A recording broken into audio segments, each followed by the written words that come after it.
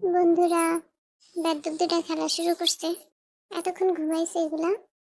তো দুপুর থেকে আর কি ঘুমাইছে। এখন তো আবার শীত শীত, এখন এমনি একটু বাইরে কম বেরোয়, ঘুমায় থাকে। এখন বাজে হচ্ছে 8টা না 1:30টার মতো।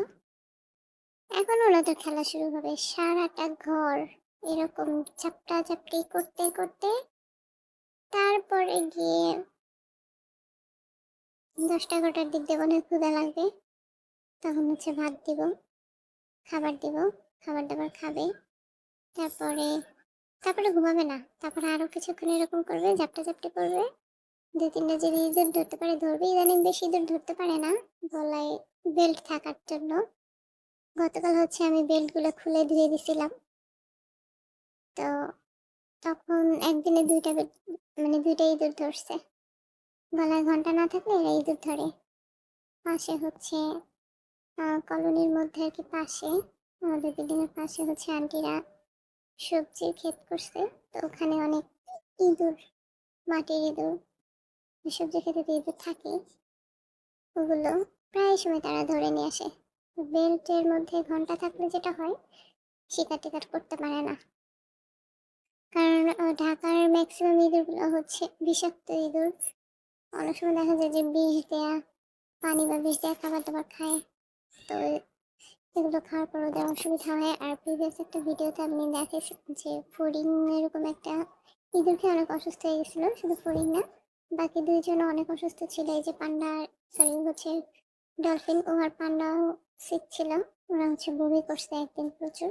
আর ফড়িং হচ্ছে বেশি সিক হয়ে গেছিল। তো ফড়িং সিক হয়ে যাওয়ার পরে ওকে নিয়ে ওপরে 15 দিনের মতো অসুস্থ ছিল, ট্রিটমেন্ট চলছে, হসপিটালে নিয়ে যেতে হয়েছে এভরিডে। তো এসব জিনিসের জন্য আমি হচ্ছে ওদেরকে ইঁদুর ধরতে দিই না। যদি কোনো কারণে বাসায় ধরে নিয়ে আসে তখন হচ্ছে আমি হাসাতাড়ি করে ইঁদুর ফেলে দিই। মানে আমি এবং আম্মু, আমরা যেই দেখি না কেন সাথে সাথে হচ্ছে ইঁদুরের ল্যাঞ্জাটারে ধরে নিয়ে ফালাই দিয়ে আসি কমোটের মধ্যে। তো তখন আবার ওনারা অনেক আর কি ট্রাই করে এটা আমাদের হাত থেকে রাখার। তো এখানে হচ্ছে আমার পড়ার টেবিল, আমি পড়তেছি এখানে। একটু পড়াশোনা চলছে আমার। আর এই হচ্ছে পড়ি, ঘুমাচ্ছি। এই যে পান্ডা আসছে। তো এদের একটা মজার বিষয় হচ্ছে এরা মানে এই যে এটা নিচে তো অনেক ঠান্ডা, এই জন্য আমি লেপের উপর দিয়ে মানে পায়ের উপর দিয়ে লেপ দিয়ে রাখছি। পায়ের উপর লেপ দিয়ে তারপর শুয়ে থাকি, সরি বসে বসে পড়ি আর কি। আর ওনারা তো আছেই, ওনারা আপার টেবিলের নিচে কিছুক্ষণ ঢুকে থাকে, তারপর কিছুক্ষণ বালিশের মাথায় দিয়ে ঘুমায়। আবার এই যে কাঁথাটা ওদের জন্য দিয়ে রাখছি। মানে আমি এটার উপরে দুই ছেড়ে বসছিলাম আমি, এদের জন্য হচ্ছে আমি কাঁথাটা ছেড়ে এখানে এই কর্নারে এসে বসছি। তো ওরা আসলে আমার রুমেই থাকে, অন্যান্য রুমে খুব একটা যায় না, নিয়ে গেলে আবার চলে আসে এরকম।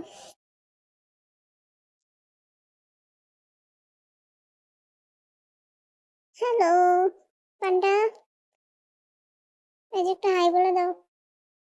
এরা কোন স্টাইলে চাটাচাটি করতেছিস? হুম, এই যে তোমার কার ফলোয়ার্সদের হাই বলে দাও। ভালো থাকেন সবাই। আমাদের ভিডিওটা যদি ভালো লাগে আমাদের চ্যানেলটাকে একটু সাবস্ক্রাইব করে দিবেন। আল্লাহ হাফেজ।